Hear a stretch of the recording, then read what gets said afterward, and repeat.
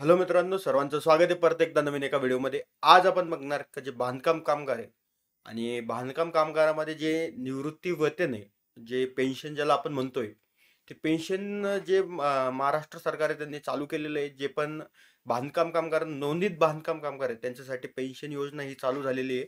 पण ती पेन्शन योजना कोणासाठी आहे, त्याची क्रायटेरिया काय आहे आणि ती कधी चालू होईल, ते आपण या व्हिडिओमध्ये बघणार आहे.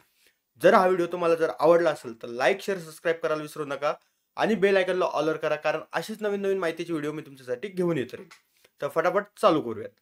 तर सर्वात पहिले आपल्याला जे आहे, जो शासन निर्णय, ज्याला आपण जी आर वगैरे म्हणतो, तो जी आर आपण ओपन करूयात. त्या जी आर मध्ये त्यांनी काय लिहिलेलं आहे, जे पण बांधकाम कामगार ज्यांची नोंदणी झालेली आहे त्यांना जी पेन्शन योजना आहे ती चालू करण्यात आलेली आहे. पण ती पेन्शन योजना कोणासाठी आहे? तर आपण त्या जी आर मध्ये थोडंसं खाली गेलोत का, त्या जी आर मध्ये ते लिहिलेलं आहे का ज्यांची नोंदणी झालेली आहे आणि नोंदणी झाल्यानंतर त्यांचे 60 वर्ष पूर्ण झालेले आहेत, त्यांच्यासाठी ही जी आरची योजना चालू करण्यात आलेली. म्हणजे हा जो जी आर आहे त्यांच्यासाठी चालू करण्यात आलेला आहे, कारण जी पेन्शन आहे जी 60 वर्षानंतर चालू होणार आहे. तर सगळ्यात मोठा क्रायटेरिया जो काय आहे तो आपण बघूया. जे पण बांधकाम कामगार आहे आणि बांधकाम कामगारमध्ये नोंदणी झालेली आहे, तर ज्यांची कोणाची 10 वर्षापेक्षा जास्त नोंदणी झालेली आहे, म्हणजे तुम्ही 2022ला नोंदणी केलेली आहे आणि तुमची जर जी रिन्युअल आहे ते कंटिन्यू तुम्ही करत असले आणि तुम्ही 2032 मध्ये गेले आणि 2032 मध्ये गेल्यानंतर तुमचं 60 वर्ष पूर्ण झालं, तर तुम्हाला जी 10 वर्षाची जी स्कीम आहे तुम्ही त्या स्कीम मध्ये बसता आणि तुम्हाला 6,000 रुपये वर्षाला चालू होता.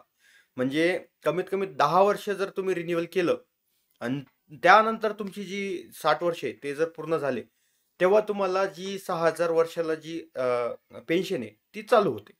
जर तुम्ही तसंच जी स्कीम आहे ती 15 वर्ष जर तुम्ही रिन्युअल केलं, म्हणजे 2036 वगैरे पर्यंत जर तुम्ही रिन्युअल केलं, तर तुम्हाला जे 9,000 रुपये ते वर्षाला भेटतील.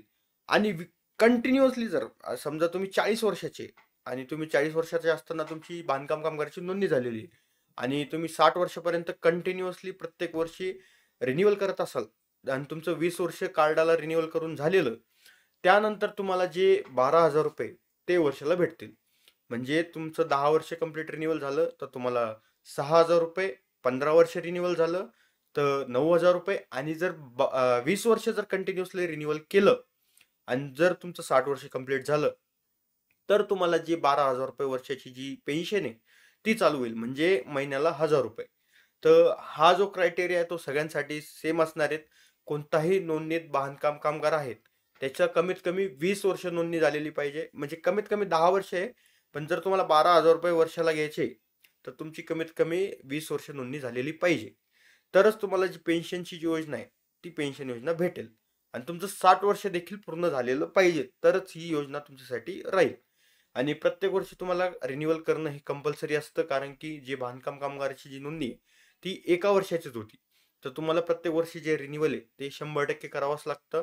तुमचा जो बांधकाम कामगाराचा जो ग्रामसेवक वगैरे असेल किंवा ठेकेदार असेल त्याच्या थ्रू तुम्ही रिन्युअल करू शकता आणि सोप्या पद्धतीनं रिन्युअल करू शकता, कारण की तुम्हाला ना आधार कार्ड लागतं ना काय लागतं, फक्त 90 दिवसाचं प्रमाणपत्र लागतं.